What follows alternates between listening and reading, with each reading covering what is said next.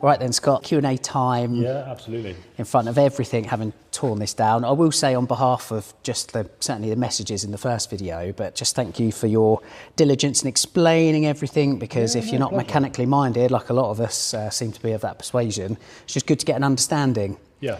So with that in mind, there's some frequently asked questions, so we'll put it to you if that's away. okay. Yeah, fire away. Style. So we got 6 of the best, I guess. So in regards to like my specific issue, we know the chain snapped. Yeah. People then saying as a result, was it the IMS? You've just shown that isn't the case. Yeah.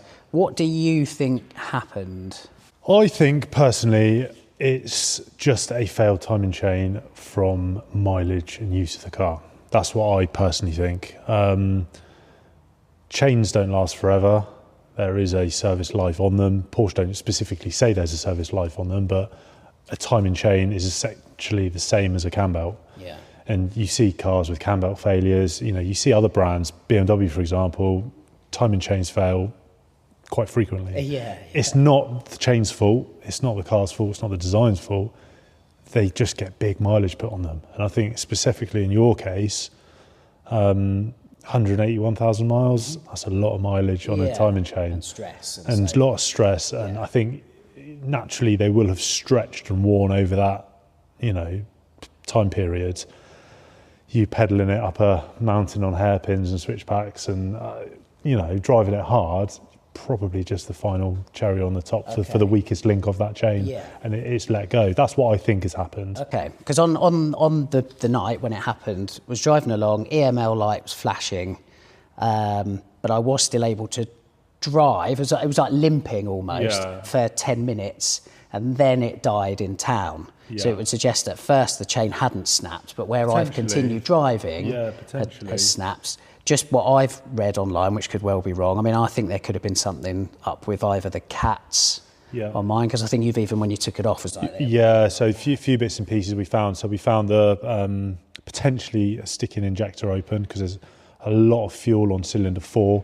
So that flashing engine light could have been a misfire potentially on that bank. I find it very unlikely that the chain failed, the engine continued to run, albeit lumpy, because you'd literally only be running on 3 cylinders. It's possible, but you definitely, you know when an engine's misfiring and dropped a cylinder, but if it's only running on 3 cylinders, very unlikely to be able to get 10 miles, 10 minutes driving out of it. So I think potentially something, it could be linked. The reality is you're just never going to know. No, this is it. And I kind of am coming to the terms a little bit that in driving, continuing to drive the car is probably ultimately what's lunched it, which is on me. But more importantly for everyone watching at home, valid point you're saying, nothing lasts forever, including a chain. And the chain snapping is ultimately what's caused this. Exactly. And I think, people are probably going to ask, well, what is the service life of a chain? When should I panic and replace my chain in my engine? Again, it's all down to how the car's been driven. If it's done 100,000 miles of just cruising motorway miles, sat at 2,000 RPM, there's probably going to be less wear and stress on that chain as a car that's perhaps done 30,000 miles of track use and up in the limiter and the higher rev ranges. So it's so difficult to pin and advise, and everybody uses their cars differently.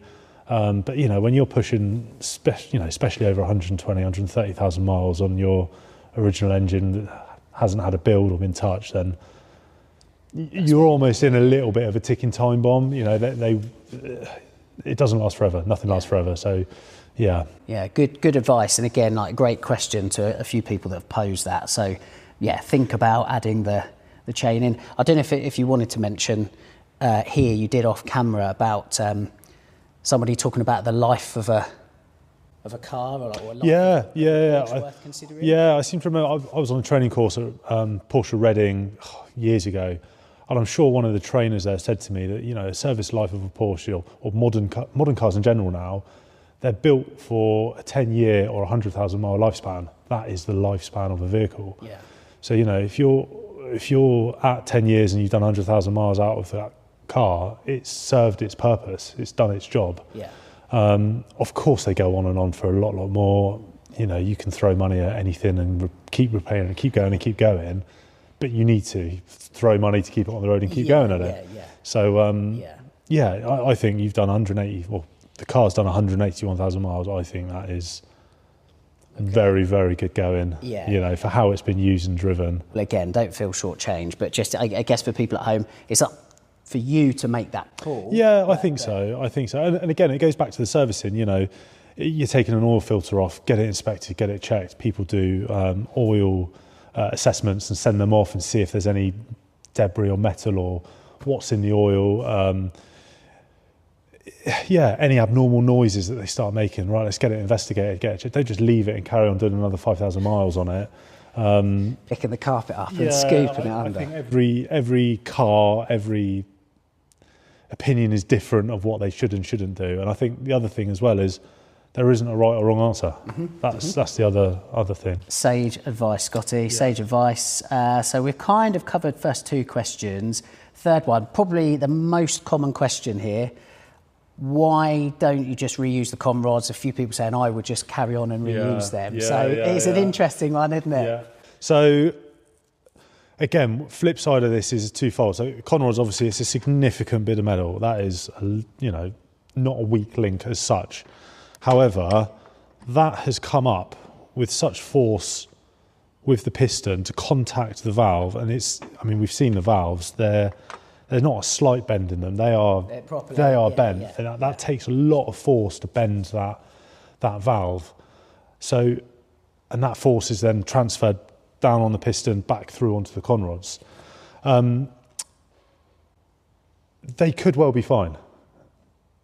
Possibly be fine. But I think there's that whole scenario of would you do a rebuild at the expense and level of this and rebuild it on a probably? Yeah. And then chuck them back in. Do you know what I mean? Yeah. So I think, you know, if you're mechanically minded and you've got your engine out at home in the garage and you're doing a build yourself, I think a lot of people would reuse them. I personally think they'd probably be okay, but it's a probably. And there's a wider point. So, like you said, if you are at home and you're a have a go hero, and a lot of people watching this are, and that's great. It's almost worth rolling the dice because it's up to you. However, it's a risk as well. Risk versus reward. If like me, you're a checkbook mechanic, it's a different scenario. When you've got to this point, you're already a big old chunk of change in. Exactly. Yeah, I think there's a professional responsibility where, you know, we need to cover ourselves because it is a risk element. You know, we could go, they'll probably be okay. Do a rebuild on it, and in 6 months' time, you've thrown a Conrod through the side of your crankcases.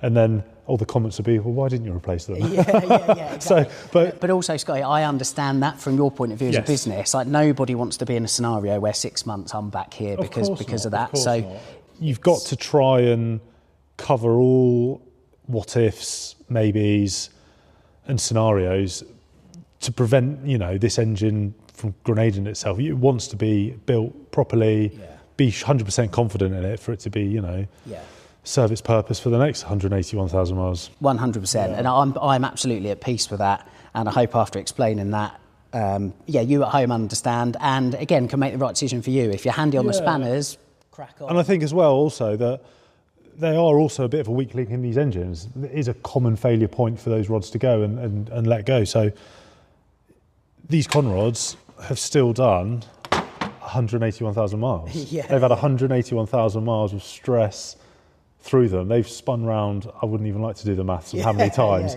but it's a lot. So, you know, you can send them off, you could get them tested, x-rayed, all of those avenues. I personally just think it's just not worth it. They've done that mileage, you've had piston and valve contact. It's not worth the risk. Bin them off, I agree. Question 4. We'd been speaking previously about how I was thinking at the time, likely to go down the Porsche short block route.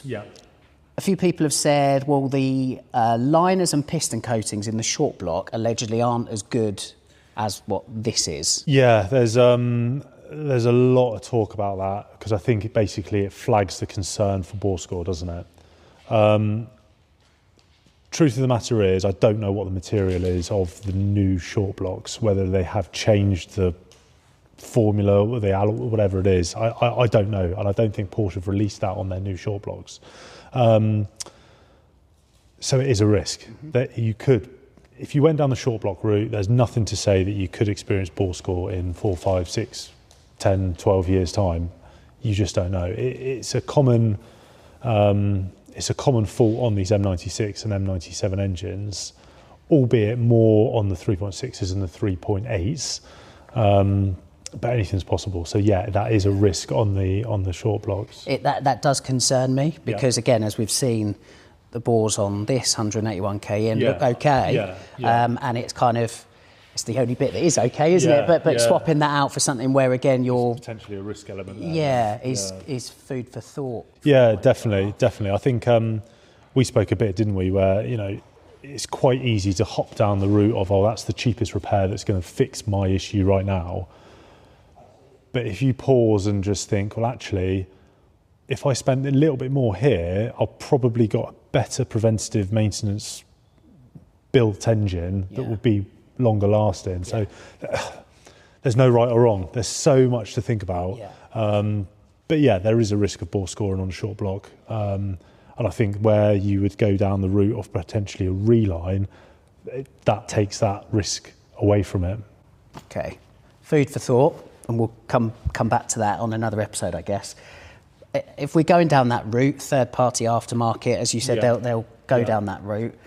Closed deck liners is something else we're hearing quite a lot. What does that mean for the uninitiated? Yeah, absolutely. So on the standard liners, where the bore sits, there's no support around the top of that liner.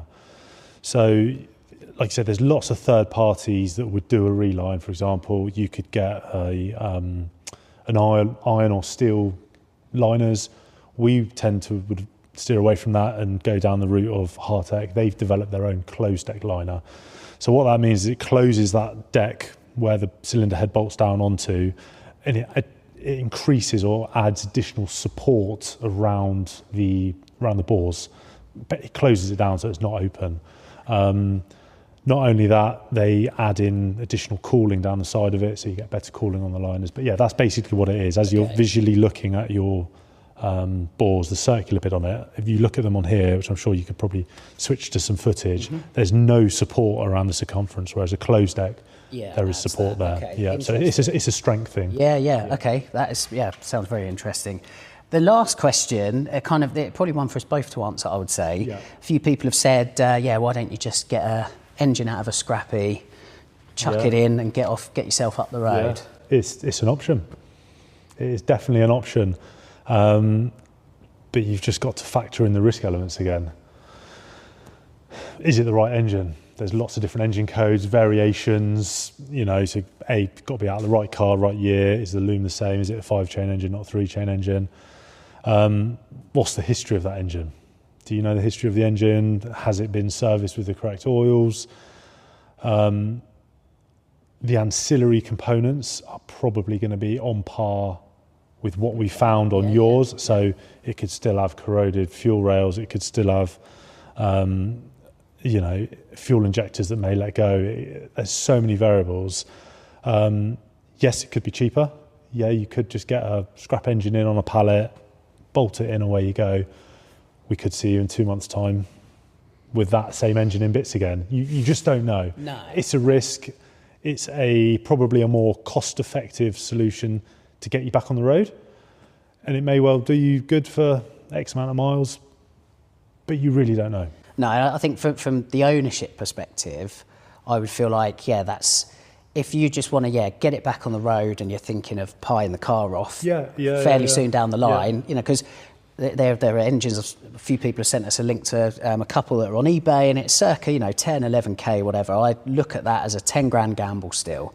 And again, to get to this point, I don't view that personally for me as the way to go. No. If like me, you're planning on still owning the car for a long time, I would like to have more control over the variables, and I feel like that's not reasonable. I think it's a confidence thing with the car as well. If you put that engine in your car, would you then be confident to go, right, I'm going to south of France in a week and do 3,000 miles of hard driving? You probably wouldn't. And there would always be that in the back of the mind, am I going to suffer the same failure?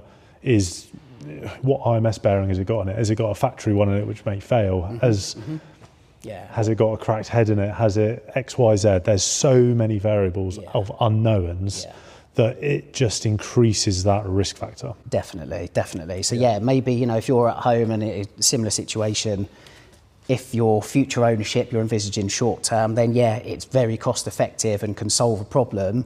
In my opinion, I think kind of you'll share the opinion. Definitely. If it's more of a long term thing that you're looking at, it's a 10 grand gamble on top of everything that you've already got to this stage. So possibly and not only that, is you've still got the labour of getting the engine out, the labour of getting it back in. So it's not just 10 grand. It will still add up. You'd probably do a full service on it, throw all new plugs in it, new belt. You're going to find ancillary components knackered. You probably put new idler pulleys on it, or whatever. Or you find that taking things off of that one that are bad, they're good on yours, and you put in that. So you sort of do a bit of a Frankenstein jobby on the ancillaries to get it. That will cost money still. So, you know, that would probably still add up. You still have to get the exhaust off of it. How corroded is that?